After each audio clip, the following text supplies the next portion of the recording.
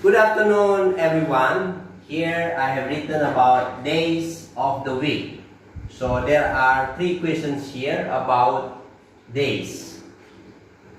Okay, let us start number 1. What day is before Saturday? So this is the key word.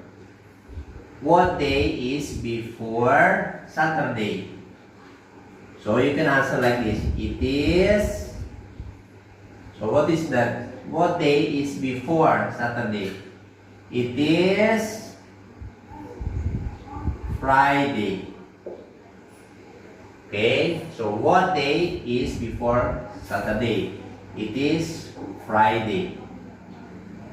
Number 2, what day is after Wednesday? So this is the keyword, after Wednesday. What day is after Wednesday? It is after. It is Thursday. Okay, the answer is it is Thursday. Number 3, what day is after Sunday? This is the key word. After Sunday. What day is after Sunday? It is, after Sunday is